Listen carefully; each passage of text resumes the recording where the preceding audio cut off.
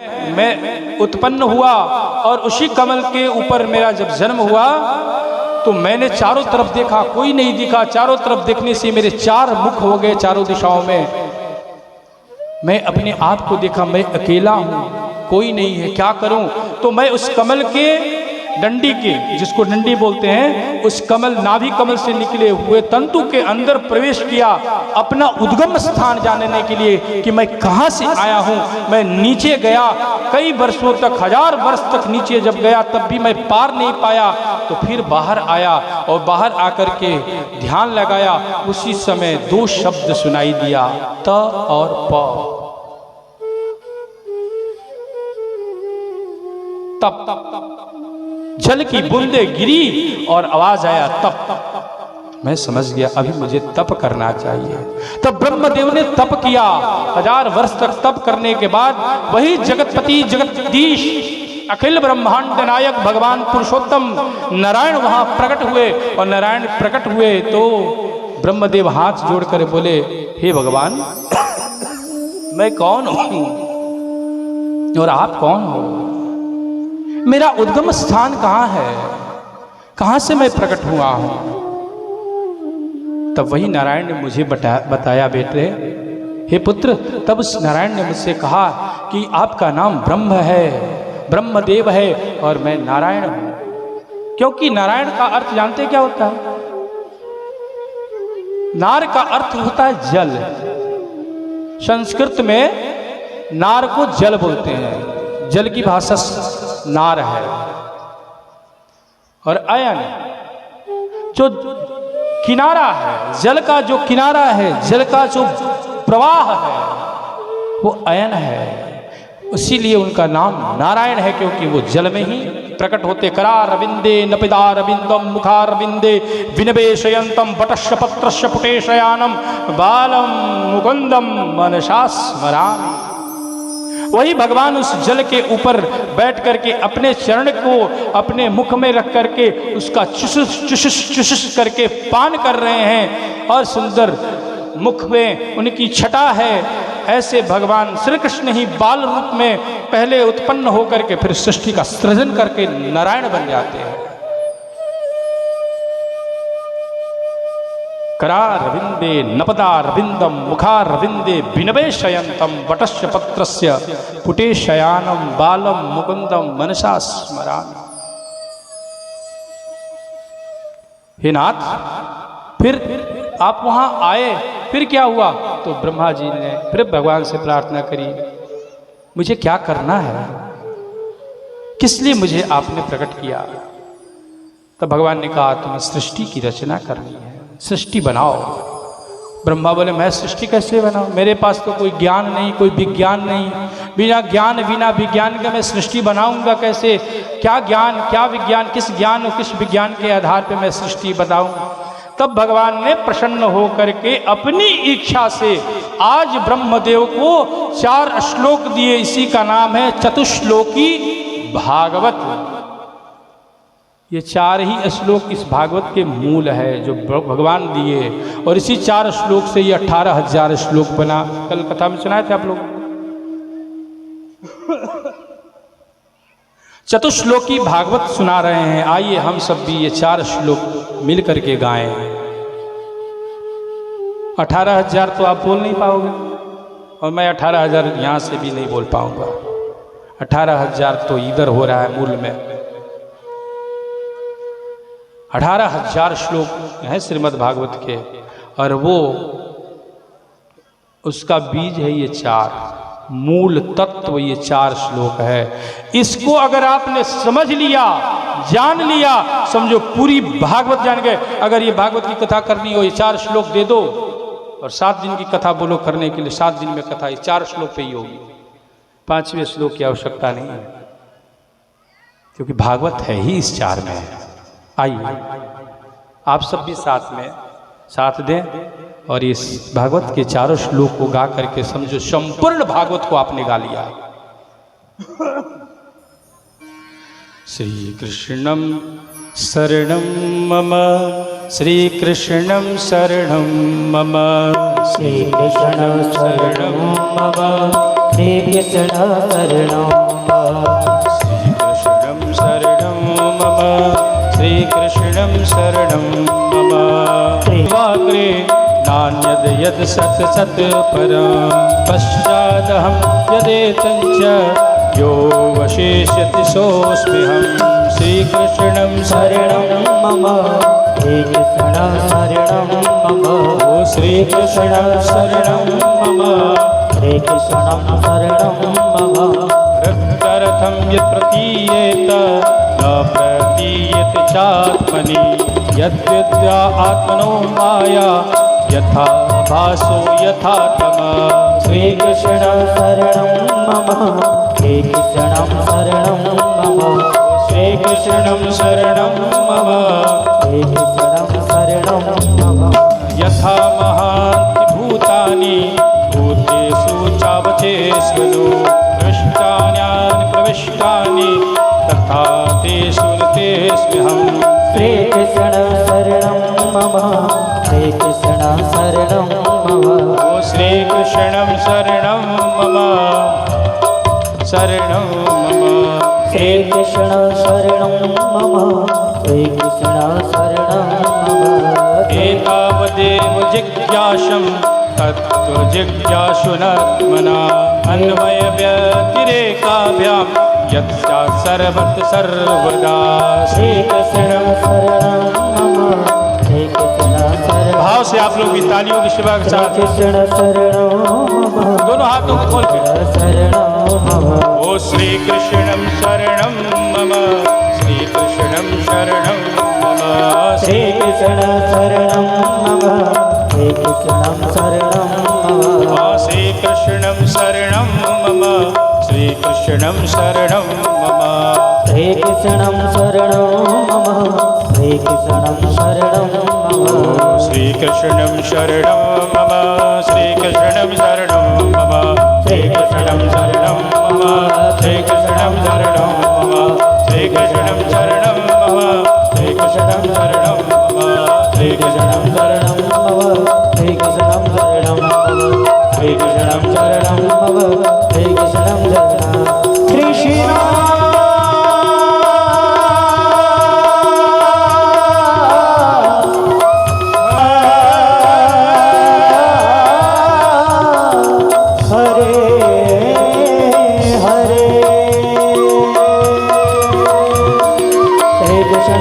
मम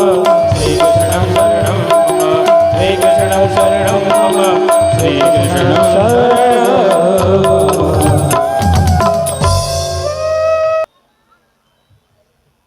इस सृष्टि का आदि, सृष्टि का मध्य और सृष्टि का अंत सब मैं हूं। ये सृष्टि है, उसमें मैं हूं। ये सृष्टि नहीं रहेगी तो भी मैं रहूंगा, और जो सृष्टि निर्माण करूंगा मैं करूंगा। ये सब कुछ जो दिख रहा है वो जब समाप्त हो जाता है और जो कुछ शेष बचता है वो मेरा रूप है, तब मैं रहता हूं, कोई दूसरा नहीं होता। मैं ही सृष्टि को बनाता हूं, मैं ही सृष्टि को चलाता हूं, और मैं ही अपनी इच्छा से सृष्टि को समेटकर उदर में डाल लेता हूं। काल सब कुछ मिटा देता है, पर वो काल मेरा ही रूप है, मैं ही वो काल हूं। काल समाप्त कर देता है जगत को, पर वो काल का रूप मैं हूं। सृष्टि बनाने के लिए, चलाने के लिए और उसका संभरण करने के लिए मैं अकेला ही पर्याप्त हूं। मैं अकेले ही इस सृष्टि का सृजन, पालन, संभरण कर सकता हूं, क्योंकि सृष्टि के अंत में सिर्फ मैं रहता हूं। उसका जो शेष है मैं हूं। जब सब कुछ समाप्त हो जाएगा, महाप्रलय में सब नष्ट हो जाएगा, और जब वहां शेष कुछ बचेगा तो मेरा रूप होगा। हे ब्रह्मा, भगवान नारायण कह रहे हैं ब्रह्मा से, हे ब्रह्मा, तब मैं ही रहता हूं। यो विशिष्येति सूक्ष्म हम, तब शेष जो बच जाता है वो मैं हूं। इसलिए मोह मत करो। इस सृष्टि में जो कुछ दिख रहा है वो मेरा ही रूप है। ये जो कुछ दिख रहा है वो मेरा ही रूप है, मेरे से भिन्न कुछ भी नहीं है। मैं सब में हूं और सब मुझ में है। वो आपने फिर धारावाहिक देखी होगी ना, एक पहले आती थी महाभारत, B.R. चोपड़ा की, मैं काल हूँ, मैं समय हूँ। पीछे से वो घूमता था एक चक्र, और फिर वहाँ से आवाज आती थी, मैं समय हूँ। तो वो समय मैं हूँ, वो काल मैं हूँ।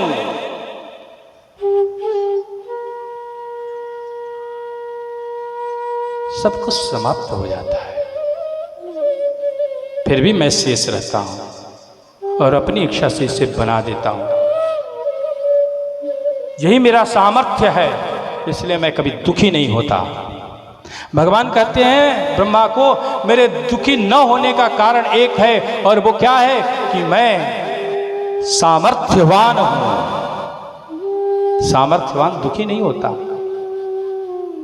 दुखी कौन होता है? जो असमर्थ है, जो कुछ नहीं कर सकता, जिसका कुछ खो गया, जिसका बिगड़ गया, जिसका कुछ छूट गया। उस छूटने का, उस खोने का, उस बिगड़ने का दुख ही असमर्थवान का परिचय है। और सामर्थ्यवान का परिचय है जो छूट गया, जो बिखर गया, जो नहीं रहा, उसको वो तुरंत बना दे, वो समझो वो सामर्थ्यवान है। और सामर्थ्यवान कोई एक ही है, वो परम पिता परमेश्वर है। ये जगत इतना बड़ा, इसको भगवान बनाकर चला करके और फिर इसको समेट देते, तभी दुखी नहीं होते हैं। शांताकारं भुजगशयनं पद्मनाभं सुरेशं विश्वाधारं गगन सदृशं मेघवर्णं शुभांगं लक्ष्मीकांतं कमलनयनं योग विद्यानगम्यं वंदे विष्णु भव भयहरं सर्वलोक एकनाथ। महाप्रलय के बाद सब कुछ नष्ट होता है, भगवान शेष की सैया पर सोए हुए हैं, लक्ष्मी पाम दबा रही है, और भगवान के चेहरे पे रुलाई होती है क्या, कि उदासी होती है? वहां लिखा है मंत्र में, शांताकारं भुजगशयनं। शांत है भगवान, आंख बंद है, चिंतन कर रहे हैं। किस पे सोए हैं भैया? शस्त्र फन वाले शेष नाग पर।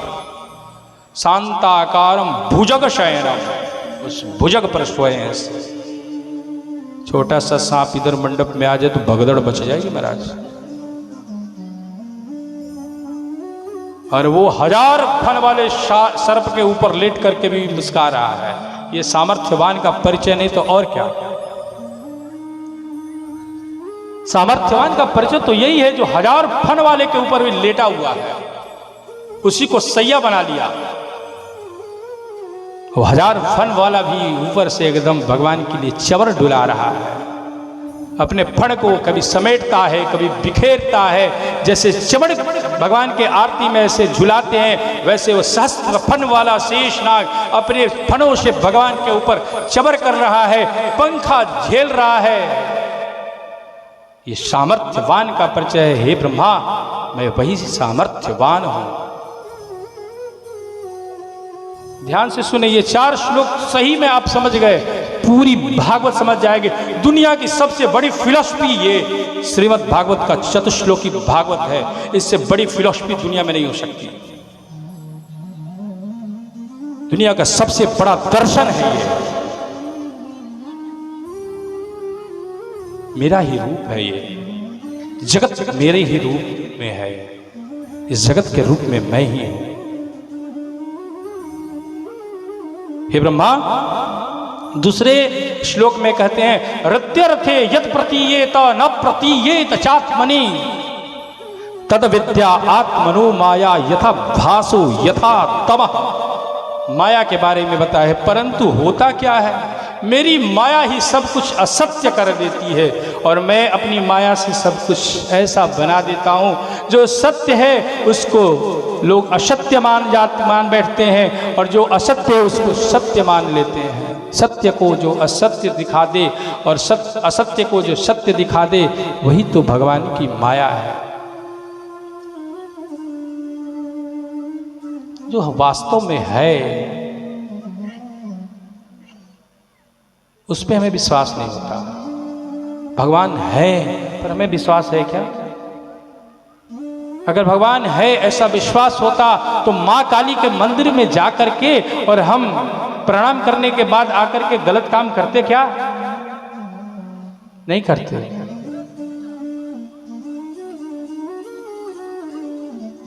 हमको तो लगता नहीं, विश्वास ही नहीं है कि है कि नहीं है। इस उधेड़ बूंद में एक अलग जिंदगी जिए जा रहे हैं। कभी मन करता है भगवान है, कभी मन करता है भगवान नहीं है।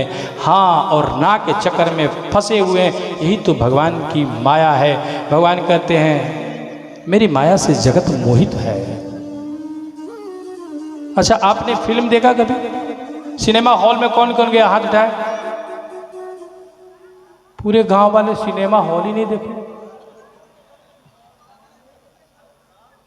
हाँ, इस पूरे गांव के लोगों में वाह क्या, अब मैं दुनिया को जा करके बता सकता हूं मेरे गांव वाले फिल्म नहीं देखते महाराज। आपने कभी फिल्म सिनेमा हॉल नहीं देखा? अच्छा, गांव में कभी प्रोजेक्टर आया वो पर्दा वाला सिनेमा, आप देखा उसको कौन कौन देखा? हाथ उठाए। चलो भैया देख लिया। दोनों एक ही है भैया, वहां वो हॉल में रहता है या खुले में रहता है। देखा तो आप सबने प्रोजेक्टर को है। उस प्रोजेक्टर में क्या होता है भैया?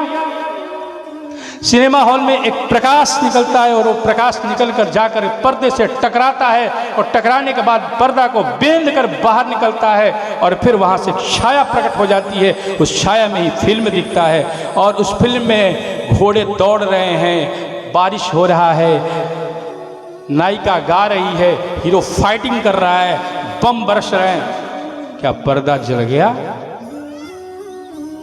बारिश से पर्दा भीग गया? न तो पर्दा जलता है न पर्दा भींगता है, पर हमको वही सत्य दिखता है। वास्तव में यह प्रकाश जो है, जो उस पर्दे को भेद करके और फिर उस प्रोजेक्टर के ऊपर अपना फिल्म खड़ा कर देता है, यही भगवान की वो शक्ति है। और वो पर्दा क्या है? वो पर्दा ही माया है।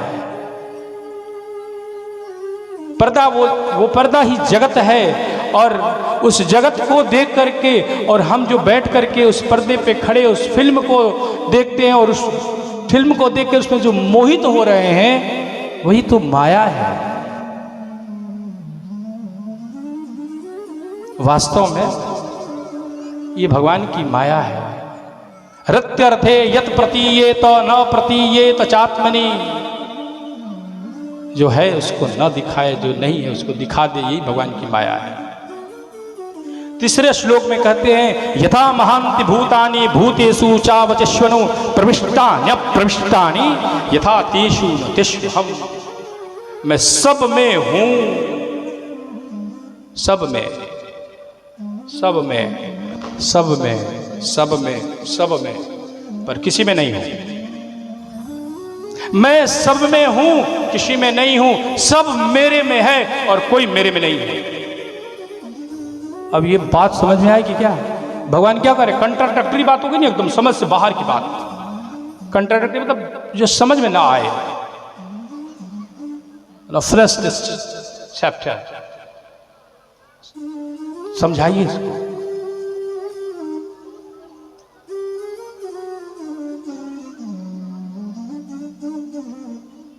कंट्राडक्टरी है। भगवान बोलते मैं सब में हूं और सब मुझ में है, मैं किसी में नहीं और कोई मुझ में नहीं। इसका मतलब क्या है? भगवान कहते हैं मैं सब में हूं इसलिए सब है। मैं सब में हूं इसलिए सब है। मैं अगर नहीं होता तो आप होते क्या? भगवान अगर नहीं होते तो आप होते क्या? परमात्मा ही भगवान है। परमात्मा का ही छोटा स्वरूप जीवात्मा हमारे अंदर है और वो है इसलिए हम हैं। ये जीवात्मा इससे बाहर निकल जाता, फिर इस शरीर का क्या होता आप सबको भी मालूम है। जल्दी भी ये 2 घंटे में समेट के बाहर ले जाओ। श्मशान में पहुंचा देते हैं लोग। इस शरीर का महत्व क्या है? जब तक इसमें आत्मा है, जीवात्मा है, तब तक इसका वैल्यू है। इस शरीर से वो जीवात्मा निकल गया, शरीर को घर वाले भी बर्दाश्त नहीं करते, जल्दी से ले जाओ भैया श्मशान में जला दो इसको। कितना मोह इससे किया ना, कितना श्रृंगार किया, कितना उपटन, पाउडर, लिपस्टिक और क्या क्या नहीं लिपटा इस चेहरे को बनाने के लिए। इससे कितना मोह, कितने सुंदर परिधान वस्त्र पहने, पर यही इसमें से वो जीवात्मा जब निकल जाती है तो इसके पास भी कोई आने से डरने लगता है, भूत है। क्या स्थिति है इस शरीर की? ये हमारी स्थिति क्या है? किससे प्रेम कर बैठे हैं, जिससे कुछ ही दिन पे लोग डरने वाले हैं, जिसको कुछ दिन के बाद ही घर में रखने वाले नहीं हैं, उससे प्रेम कर बैठे हैं। उसी के श्रृंगार में, उसी की व्यवस्था में जुटे हुए हैं। क्या खिलाएं उसको, क्या पिलाएं, कैसे रखें, इसी के लिए जी रहे हैं। क्या यही वास्तविक जीवन है? नहीं, वास्तविकता तो कुछ है और है। परमात्मा ही सत्य है, वो भगवान सब में है, इसलिए सब है। और भगवान दूसरी बात कहते मैं सब में हूं और किसी में नहीं हूं, इसका मतलब क्या है? अगर भगवान सब में है और सब मर जाते हैं तो भगवान को भी मर जाना चाहिए, मर जाना चाहिए कि नहीं? जब सब में भगवान है और सब मर ही गया तो भगवान भी मर जाएंगे। पर ऐसा होता नहीं। भगवान बोलते हैं मैं सब में होते हुए भी सबसे भिन्न होता हूं, मैं सब में हूं पर किसी में नहीं होता हूं, सब मेरे में है पर मेरे में कोई नहीं होता। मैं फिर अब क्या सब मेरे में है, ये क्या बात कैसे फिट होगी? क्योंकि सब जब समाप्त होता है तो सबको मैं ही अपने उदर में समेट लेता हूं, इसलिए सब मेरे में होता है। फिर काल कर्म के अनुसार मैं सबको निकाल के बाहर करते रहता हूं, इसलिए सब मेरे में है और मैं किसी में नहीं हूं। समझ लो आप। ब्रह्मा को समझाए। फिर चौथे श्लोक की बात करें। अब ये चतुश्लोकी भागवत ऐसा है ना कि समय तो हम देखे ही नहीं, अभी 7 बज गए मेरा, 2 घंटा कथा निकल गया, चतुश्लोकी में फंसे हुए हैं। 5:10 में कथा प्रारंभ हुई थी, 7:10 हो गया, और 4 घंटा कथा अगर हो जाएगी तो आप गड़बड़ा जाओगे, घर याद आ जाएगा। लेकिन 4 घंटा तो मिनिमम कथा होती है, मिनिमम जिसको बोला जाता है ना, 4 घंटे की कथा तो होनी ही चाहिए। ये बैनर में भी लिखा हुआ है, चाहे 2 से 6 गिन लो या 5 से फिर 9 गिन लो। 9 होगा ना, संख्या में 9 होंगे ना, 5, 6, 7, 8 और 9। अरे भाई बोला करो, आप गिनती आती है तो। आर डिग्गा जी आप 20-20 में बोल दिया करो थोड़ा।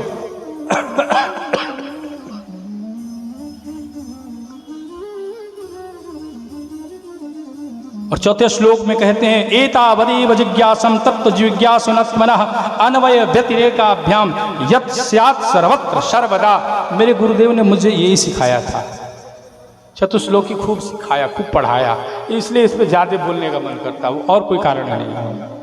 अब पता ना आपको समझ में आ रही है कि नहीं आ रही है, पर मुझे तो आ रही है और मुझे परम आनंद आया था। मैं सोच रहा हूँ आप भी समझ लो।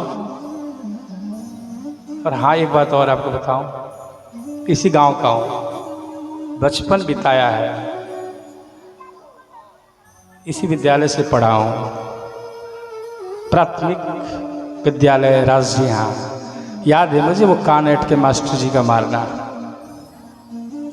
और फिर घर से ज़बरदस्ती हमारे ही मित्र हमें जिस दिन नहीं हम आते थे उठा के ले आते थे, और यहाँ वो बड़ा लंबा सा हरा वाला छड़ी निकाल कर पंडित जी जो कुटाई करते थे मास्टर जी, वो याद है, भूला नहीं हूँ।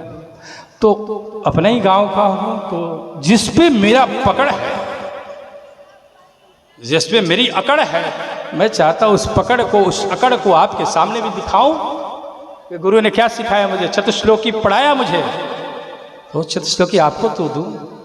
अरे भैया, मैं बढ़िया भोजन बाहर से लेके आया हूँ, अकेले अकेले खा लूँ तो आप गांव वाले खाओ नहीं तो आनंद क्या आएगा। वो प्रसाद आप भी ले लो थोड़ा थोड़ा। भैया गुरुजी ने मुझे बढ़िया बना करके वो रबड़ी, उसमें केसर, उसमें मावे और उसमें फिर काजू पिस्ता और फिर बढ़िया बढ़िया बूंदिया और फिर ऊपर से केसर और उसके ऊपर उन्होंने डाल दी सुंदर वो गुलाब जल, और गुलाब जल डाल करके चुसुर चुसुर करके और घोंटू घोंटू तक पिलाया है, खिलाया है मुझे। मैं सोचता वो आपको भी खिला दूँ, उसका प्रसाद आप भी तो पालो। ये चतुश्लोक की भागवत।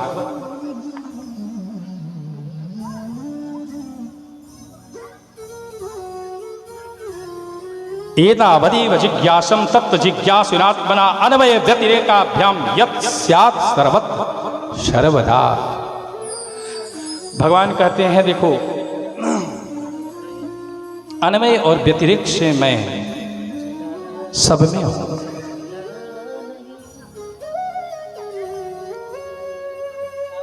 भगवान सब में है। दो कार, एक जो बनता है उसका नाम है कार्य, और जिससे बनता है उसका नाम है कारण। मान लो कुम्हार ने घड़ा बनाई, तो घड़ा बनाई तो घड़ा क्या है? कार्य। घड़ा क्या है? कार्य। जो बनता है वो कार्य है, और जिसने बनाया वो कौन है? कारण है। तो कारण कौन है? घड़ा बनाने वाला कुम्हारकार कारण है। और किससे बनाया? तो मिट्टी से बनाया, वो भी कारण है। दो प्रकार के कारण है, उपादान कारण और निमित्त कारण। उपादान कारण मिट्टी है और निमित्त कारण कुम्हार है, और बना वो कार्य है घड़ा। तो ये संसार को समझो आप, ये संसार क्या है? कार्य है। बनाया किसने? भगवान ने। किससे बनाया? स्वयं से। तो वहां तो कुम्हार, घड़ा और मिट्टी तीन थे, यहां एक है। भगवान ही बनाने वाला, भगवान ही बनने वाला, कारण भी मैं और कार्य भी मैं हूं। हे ब्रह्मा, ये जगत में, जगत का रूप, जगत का स्वरूप भी मेरा, और इसको बनाने वाला भी मैं और बनने वाला मटेरियल भी मैं ही मटेरियल हूँ, मैं ही मेकर हूँ, और बना करके जो तैयार होता है वो सब कुछ मेरा ही रूप होता है।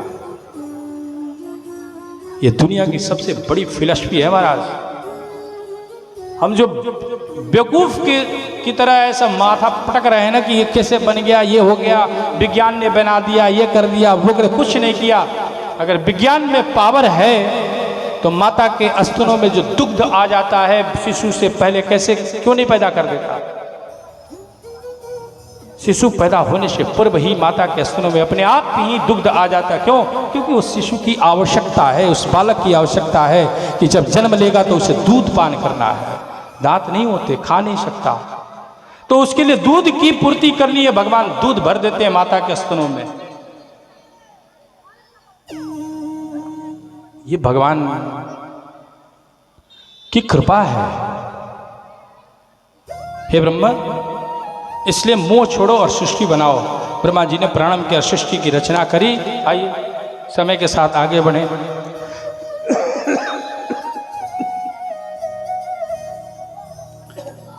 और ये सृष्टि बन करके धीरे धीरे तैयार हुई। हे नारद, फिर उनके ही आदेश से मैंने सृष्टि की रचना की और मैं उनका ही ध्यान करता हूँ। तब प्रश्न किया कि महात्मा विदुर की कथा सुनाइए। सुख स्वामी से परीक्षित ने प्रश्न किया, हमारे ही वंश में महात्मा विदुर हुए, उनकी कथा सुनाए। तब कहते हैं, यदा तु राजा स्वसुतान साधुन पुष्णेन धर्मेण विनष्ट दृष्टि भ्रातुर्विष्टस्य सुतान् विबुधान् प्रवेश्य लक्षा भवने ददाह। एक समय कुरुओं के सभा में धृतराष्ट्र गद्दी पर बैठे हुए थे। वहां विदुर महाराज आए और महाराज को देख करके कहा, हे महाराज, यदा तु राजान स्वसुतान बंधुन, अपने पुत्र के मुंह में इतने आप दृष्टिहीन तो थे ही पहले से, अब अंदर से भी आप दृष्टिहीन हो गए हो, मनहीन हो गए हो। पहले से आपकी आंखें नहीं थी और अब तो आपने अपने अंदर की भी ज्ञान चक्षु को बंद कर लिया है, क्योंकि अपने पुत्र के मुंह में ऐसे मोहित हो गए हो। यदा तु राजन ससुतान बंधु, अपने बंधु और अपने पुत्र के मुंह में मोहित होकर के क्या चाहते हो आप? इस पूरे कुरुसभा को नष्ट कर देना चाहते हैं। आपको दिखता नहीं है इस सभा में आपका दुष्ट अत्याचारी, अत्याचारी, पापाचारी, दुष्टचारी ये दुर्योधन बैठा हुआ है। हे राजन, अभी भी समय है, इसको निकाल दो इस सभा से, अन्यथा आपका राज्य नष्ट हो जाएगा। मैं आपका मंत्री हूं, इसलिए मेरा ये कर्तव्य बनता है कि मैं आपको सत्य बताऊं। इसके पाप से ये कुरुसभा एक दिन ध्वस्त हो जाएगी, कोई नहीं बचेगा यहाँ। इस गति पे बैठने के लिए, इस सभा में बैठने के लिए ये महात्मा भीष्म, गुरु द्रोण, कृपाचार्य और न जाने कितने कितने रथी, महारथी हैं, वो सब के सब नष्ट हो जाएंगे। ये सभा भी नष्ट हो जाएगी और सत्य ये है, आप भी नष्ट हो जाओगे, मेरा भी अंत हो जाएगा। इसलिए इस पापाचारी को यहां से अभी के अभी निकाल दो। सुनते ही आंख बबूला हो गया। आग बबूला होकर दुर्योधन खींच के खड़ग को निकाला और बोला, सावधान दासी पुत्र, अगर तुम हमारे चाचा नहीं कहलाते रिश्ते में, तो मैं तुम्हारा जीभ काट कर बाहर कर देता, तुम्हारी जीवा को काट के इस खड़ग से अलग कर देता। इतना बोलने के बाद भी तुम जीवित हो। और तब विदुर जी समझ गए, इतना बोल रहा है बेटा, फिर भी धृतराष्ट्र कुछ भी नहीं बोल रहे हैं। बेटा किसी का अपमान करे, बड़े का अपमान करे और बाप वहां बैठा रहे, समझो उस सभा का, उस वंश का समूल नाश होना है। वो सभा, वो वंश समूल नष्ट हो जाएगा जिसके घर का बेटा बड़ों का अनादर करता हुआ गालियां बक रहा हो।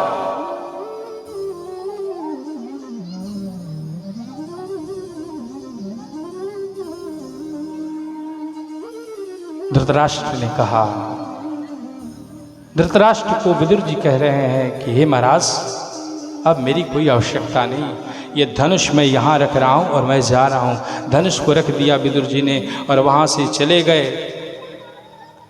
और जा करके विदुर जी तीर्थ यात्रा करने लगे। तीर्थ यात्रा करके लौटे और एक पर्ण कुटीर बनाए और पर्ण कुटीर बना करके वहीं रहने लगे अपनी पत्नी शूलभा के साथ। वनवास हुआ था ब्राह्मणों, पांडवों का। वनवास से लौटने के बाद पांडव आए, अज्ञातवास समाप्त करके हमें हमारा राज्य दे दो। शांति दूत बनकर आज भगवान आ रहे हैं पांडवों की तरफ से। भगवान शांति दूत बने, रथ पर, द्वारिकाधीश रथ पर बैठ करके आए। धृतराष्ट्र की सभा में दुर्योधन को पता चला। दुर्योधन ने खूब सुंदर सत्कार किया, इतना सत्कार किया और एक से एक अप्सराओं को बुलाया। उतना सुंदर श्रृंगार करके वो सज धज के तैयार हैं। एक से एक उसमें नृत्यांगनाएं थी, नृत्य करने वाली अप्सराओं के समान, और पुष्पों का पूरे रास्ता में जैसे चादर बिछा दिया गया था। द्वारिकाधीश आ रहे हैं, स्वागत में कोई कमी नहीं होनी चाहिए। चारों तरफ से सैनिक खड़े हो गए और हाथों में पुष्प से भरे हुए बड़े बड़े से डाल में पुष्पों की पंखुड़ियों को तोड़ करके उसमें केसर छिड़क करके फिर गुलाब जल मिला करके और दासियों को खड़ा कर दिया गया। जब द्वारिकाधीश प्रवेश करें तो उनके ऊपर इस पुष्पों की वर्षा करना। शांति दूत बन के आ रहे हैं। शांति का अर्थ होता है प्रेम। भगवान द्वारिकाधीश आए, उसी समय पता चला विदुर जी को भगवान द्वारिकाधीश आ रहे हैं। पर्ण कुटीर में विचार कर रहे हैं विदुर जी, महाराज की सभा में तो मैं जा नहीं सकता, उस सभा का तो परित्याग कर दिया हूँ, पर भगवान आ रहे हैं, उनको देखे बिना मैं कैसे रह सकता हूँ। और मन में विचार करके पत्नी के साथ बोले कि चलो हम सब भी चल के भगवान का दर्शन कर लें। पत्नी बोली हमारा ऐसा कहाँ सौभाग्य जो हम ठाकुर का दर्शन करें, वो तो आएंगे, उनके सामने एक से एक नृत्यांगनाएं, अप्सराएं और पुष्पों का वर्षा होगा, भीड़ होगी खचाखच, उस भीड़ में हम कहाँ दिखेंगे उनको। विदुर जी बोले देखो काम करना अपना है, कर्मण्यवाधिकारस्य मा फलेषु कदाचन, कर्म करना हमारा अधिकार है, फल तो ठाकुर को देना है, चलो कर्म करते हैं। ठाकुर जिस रास्ते से गुजरे, रथ यात्रा जिस मार्ग से गुजरे, वहां जाकर के शरणागत हो जाओ, अपने आप को सरेंडर कर दो, देखो ठाकुर की पूरी दृष्टि आपके ऊपर पड़ जाएगी। और शोभा यात्रा ठाकुर की निकल रही है, पीठ मोड़ के खड़े हो जाओ, ठाकुर क्या खाक देखेगा आपको। जिस रास्ते से महाजन गुजरे हो, जिस रास्ते से भगवान की झांकी गुजरी हो, जिस कथा मंडप में कथा हो रही हो, वहां न आओ, वहां न सुनो और फिर उसका दर्शन न करो, तो भगवान क्या खाक आपको देखेंगे। ये बोलना नहीं चाहिए, परंतु विवश होकर के कोई बात निकल जाती है।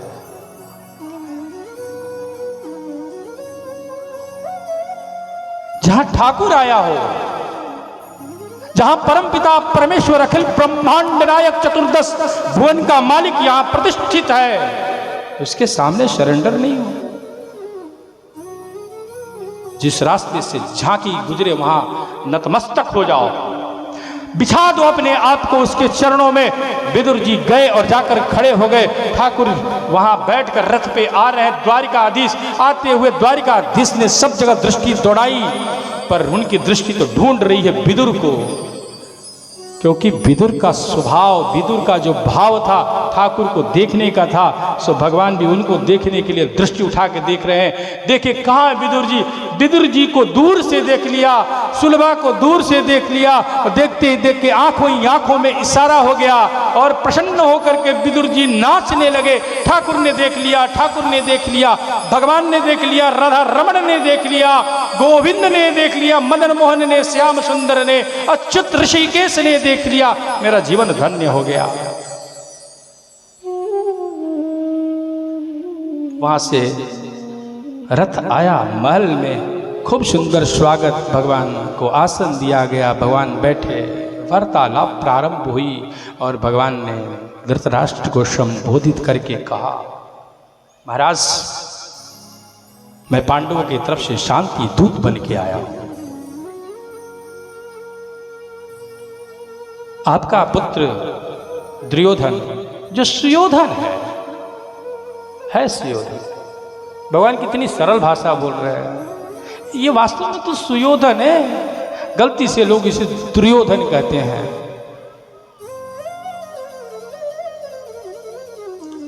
इसने पांडवों के अज्ञातवास को, वनवास को मानने से इनकार कर दिया है। युद्ध के लिए कह रहा है, युद्ध आवश्यक नहीं है। युद्ध का परिणाम सही नहीं होता। युद्ध का परिणाम सदैव ही दुख देने वाला होता है। युद्ध कभी शांति नहीं ला सकती, युद्ध कभी प्रेम नहीं ला सकती, युद्ध कभी सुख नहीं ला सकता, युद्ध कभी चैन नहीं दे सकता, युद्ध कभी अपने मन को शांति नहीं दे सकता। इसलिए युद्ध का मार्ग छोड़ करके शांति का मार्ग आप निकालो। मैं शांति दूत हूं। हे धृतराष्ट्र, मैं शांति दूत बन के आया हूं। हे महाराज, आप कोई रास्ता बताओ जिससे ये युद्ध टल जाए, क्योंकि युद्ध का परिणाम गलत होगा। हजारों महिलाओं के मांग उजड़ जाएंगे, हजारों महिलाओं के कोख उजड़ जाएंगे, हजारों के सिर कट जाएंगे। गिद्ध और क्रौंच अपना सुख मनाएंगे, सियाल सुख मनाएगा, मांस नोच नोच के खाएगा। और आपको क्या लग रहा है ये युद्ध जो आपके पुत्र को चाहिए वो युद्ध छोटा मोटा होने वाला नहीं। आपके तरफ भी एक से एक महारथी रति, और उधर भी कोई कम नहीं। उधर विश्व का सर्वश्रेष्ठ धनुषधारी गांडीवधारी अर्जुन है, भीमसेन है जिसकी गदा का प्रहार मतवाले हजारों हाथी नहीं कर सकते, जिसकी एक गदा के प्रहार से धरती विदीर्ण हो जाती है। वैसे महारथी उस तरफ भी हैं और आपके तरफ भी ऐसे ऐसे महारथी है। पितामह भीष्म जो जीवन इच्छा मृत्यु जिनको प्राप्त है, गुरु द्रोण जिनके हाथों में जब तक अस्त्र है उनको कोई मार नहीं सकता, जब तक अस्त्र इनके हाथ में है दुनिया का कोई भी आदमी इनको पराजित नहीं कर सकता। ऐसे महारथी आपके तरफ भी हैं, उधर भी है। महाभारत हो जाएगा, विश्व की सारी सेनाएं लड़ेंगी और सब नष्ट हो जाएगी। इसलिए आप इसे छोटा मत समझना, मैं शांति दूत बन के आया हूं, मेरा काम है शांति। दुर्योधन खड़ा हुआ और बोला कैसी शांति? जुआ में जो खेला गया उस खेल में वो हार गए और वो वनवास को गए, और वनवास और अज्ञातवास का मैंने भेदन कर दिया। अज्ञातवास से पूर्व ही मैंने उन्हें पहचान लिया। बोले नहीं, अज्ञातवास उस समय समाप्त हो गया था। ए सुयोधन, बुद्धि को ठीक कर, सुखी हो, सुख से जी। हाँ चलो, आधा नहीं दोगे तो दे दो केवल 5 ग्राम, रखो अपनी धरती तमाम। दुर्योधन वो भी दे न सका, अशिष्ट समाज का ले न सका।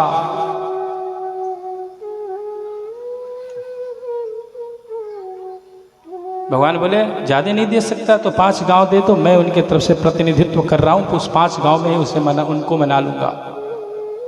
दुर्योधन वो भी दे न सका, अशिष्ट समाज का ले न सका, जो असाध्य था उसे साधने चला। क्रोध में आ गया और जो असाध्य था, जो नहीं किया जा सकता था, वो साधने के लिए तैयार हो गया। सुई के नोक के बराबर भी धरती नहीं दूंगा उनको। करना है तो मुझसे युद्ध करे और युद्ध करके धरती ले ले, पर अगर धरती चाहिए, रहने का स्थान चाहिए तो पहले मुझसे युद्ध करे। भगवान बोले युद्ध सही नहीं है। दुर्योधन वो भी कर न सका, अशिष्ट समाज का ले न सका, जो असाध्य था उसे साधने चला। हरि को वो बांधने चला। भगवान ने फिर हुंकार किया, अपना स्वरूप विस्तार किया। हाँ दुर्योधन बांध मुझे, हाँ दुर्योधन बांध ले मुझे, जब अगर बांधना ही चाहता है तो।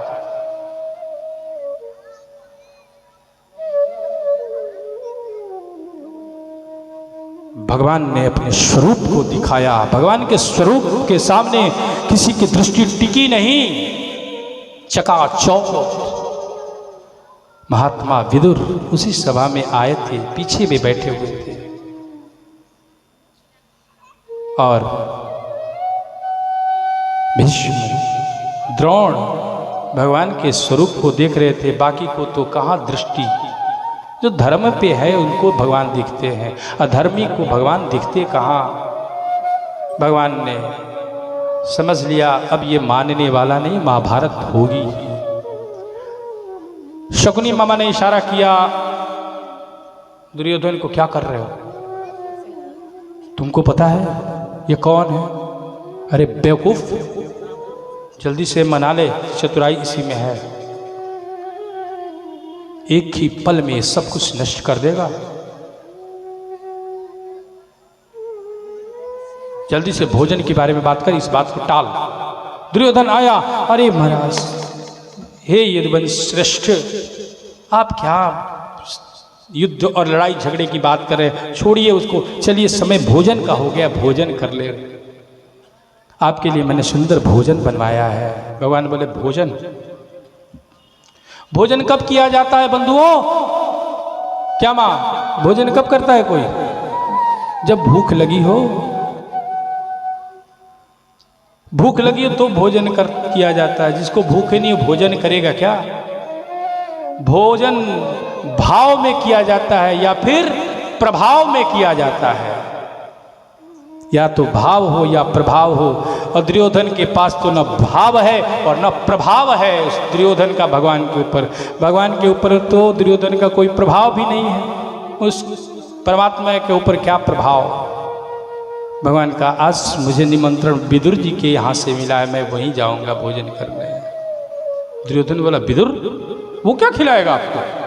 अपने खाने का ठिकान नहीं, वो आपको खिलाएगा? बोले हाँ।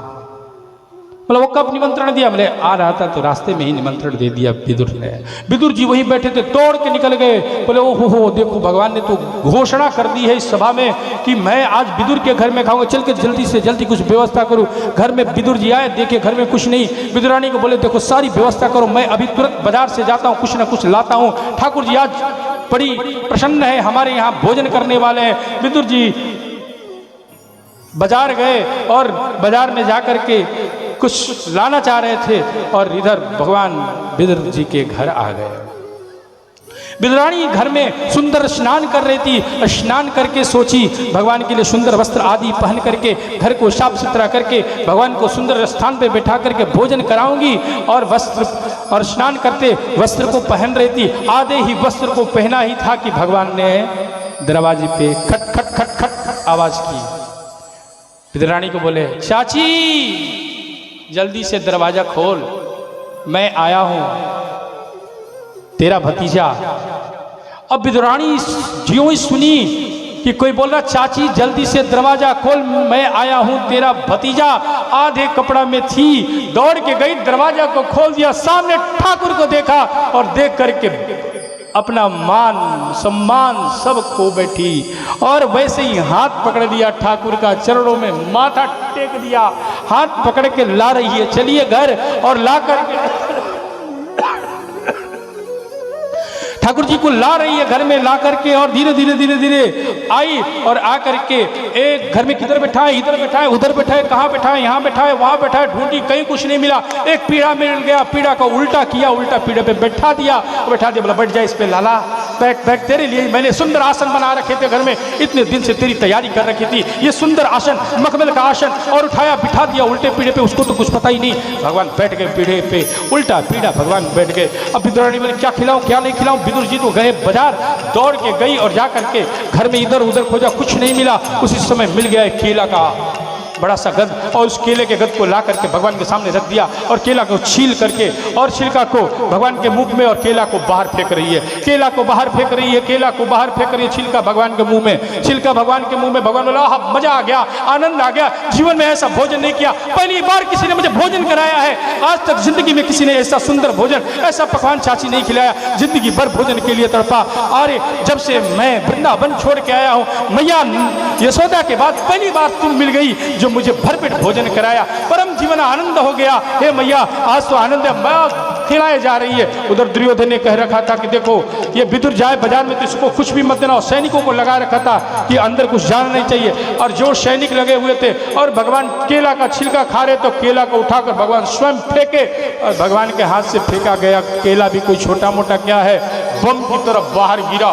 सैनिक धड़ाम से गिर के बेहोश भागे गए दुर्योधन के पास। अरे महाराज आपने बोला अंदर कुछ नहीं जाए, अंदर तो इतना भरा पड़ा है कि अंदर से बाहर फेंका जा रहा है,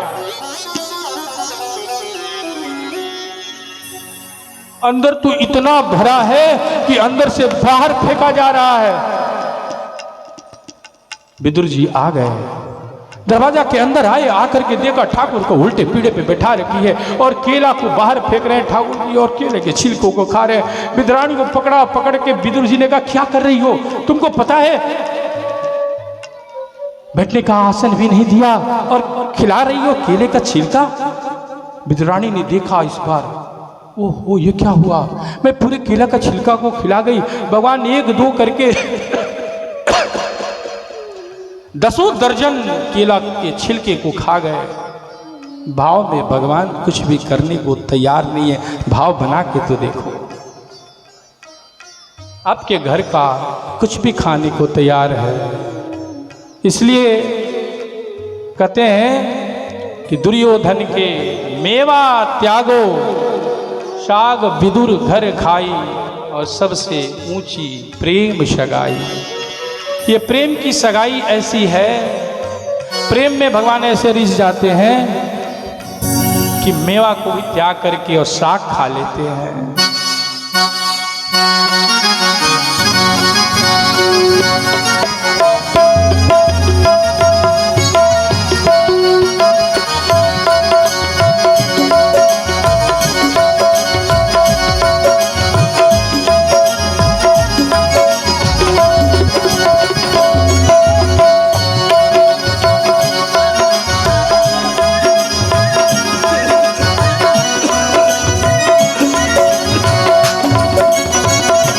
सबसे ऊंची प्रेम सगाई, सबसे ऊंची प्रेम सगाई, प्रेम सगाई, प्रेम सगाई, प्रेम सगाई, प्रेम सगाई, सबसे ऊंची प्रेम सगाई, सबसे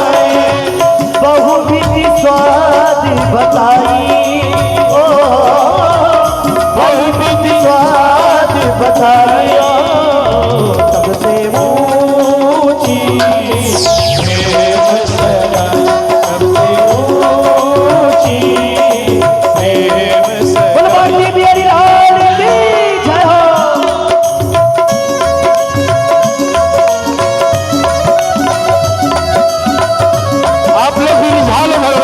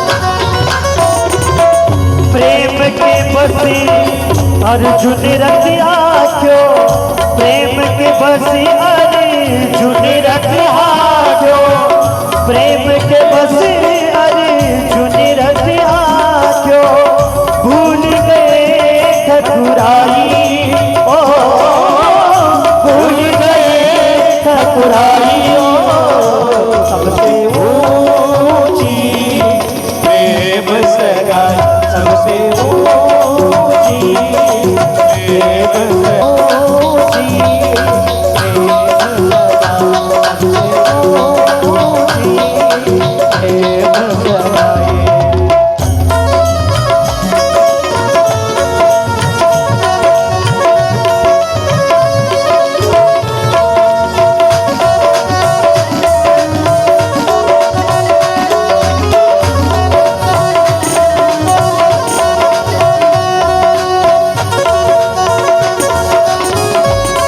प्रेम प्रेम में भगवान इतना रिझ जाते हैं कि जब महाराज युधिष्ठिर ने सुंदर राजस्वी यज्ञ किया तो उस यज्ञ में सबको सब डिपार्टमेंट भगवान ने अपने हाथों से बांटा।